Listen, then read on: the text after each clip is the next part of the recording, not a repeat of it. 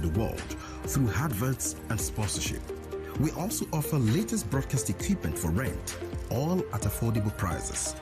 Tune in to Acnn TV via any free-to-air decoder with the following installation parameters: Intelsat 20 satellite with tuning frequency 12562 MHz, symbol rate 30 Mbps, orbital position 68.5 degree east, and horizontal polarization.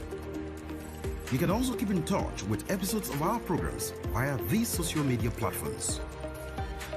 For inquiries, please call 070-3265-6544 or mail us via enquiries@acnntv.com. ACNN, reaching the world with the undiluted Word of God.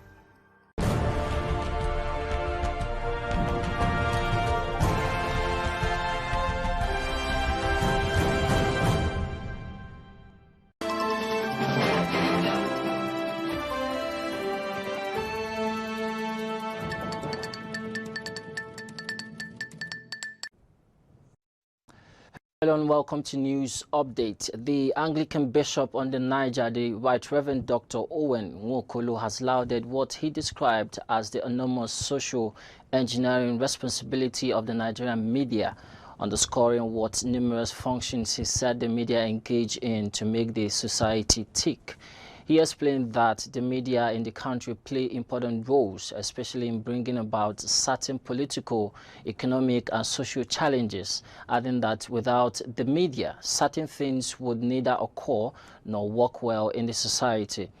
Bishop Nwokolo stated this at the Bishop's Court, GRA Onitsha, where when the Nigerian Union of Journalists, NUJ, Anambra State Chapter paid him a courtesy visit he had while responding to the speech by the chairman of the union, Dr. Emeka Odogu, said that though the place of the media in the country could not be overemphasized, the media could nevertheless not afford to gloss over sound journalism founded on truth, discipline, and quality reportage. Now, the Diocese on the Niger has debunked Reverend Abel's claim that the church took his wife, amongst other claims. This is as contained in a statement made available to newsmen by Sir Oseluka Ofo, the Diocesan Director for Communications. The Diocese on the Niger, he is false and laughable and unimaginable. Such claims, according to the diocese, needs to be ignored, but for the sake of the gullible public, had to put the record straight. The statement first notes that the said priest, Lumen Christi Sylvester Abel, was sent on indefinite suspension on 20th December 2021 due to his numerous acts contrary to the scripture and the traditions of the church in accordance with the canon 38 of Church of Nigeria, Anglican Communion. Debunking his claims, the diocese noted that, in the first place, the constitution of the diocese is firm on the fact that every priest with any call will conduct same in line with the provisions therein contained, stressing that there is no provision for a priest to register a parallel ministry whilst serving the diocese without the official approval from his bishop, and the diocese therefore notes that these allegations shows the extent Lumen Christi goes to deceive the public. The full details of the press statement will be brought to you in our next bulletin.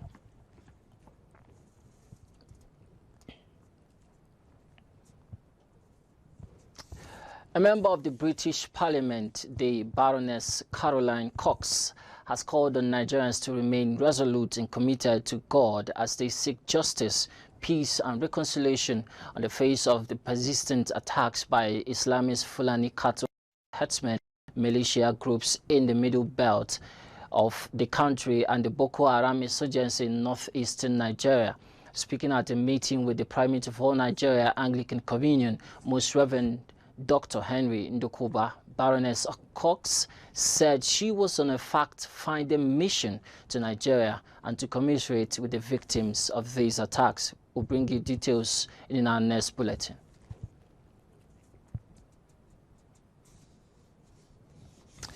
The president of Ghana, Nana Akufo-Addo, and his wife, Mrs. Rebecca Akufo-Addo, have been honored by the Christ Church Anglican Cathedral in Cape Coast, Ghana, for their role in development of the country, as they were each presented with a Holy Bible and the Bishop's Badge of Honor, which is the highest honor by the Cape Coast Cathedral.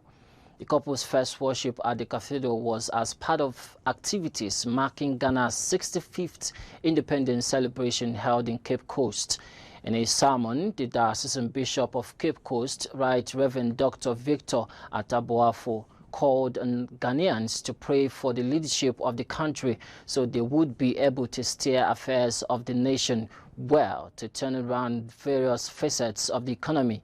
He urged the president not to lose focus on the current situation, but remain resolute and continue putting in place prudent measures to turn things around for the good of the country, adding that God has given him the ability to succeed in all that he does. He now urged the president not to lose hope, but continue working very hard to get the best for all Ghanaians. Evangelist Franklin Graham, the head of the international humanitarian organization Samaritan's Purse, is urging Christians worldwide to pray for the leadership of both Ukraine and Russia as the charity opens a field hospital in western Ukraine this week. In an interview, televangelist Franklin Graham discussed Samaritan's Purse's efforts to minister to Ukraine's fleeing the region of their country targeted by Russia for the western Ukraine. The group is setting up a field hospital in Lviv, which the 69-year-old son of the legendary evangelist Billy Graham hopes will begin accepting patients soon. Graham said that the people who've left behind their belongings to flee the war-torn regions of Ukraine have general health needs that needs to be addressed, as injuries sustained because of the war. That's a news update. More to follow by 3 p.m. West African time. I am Charles Philip Wakalam. Bye for now.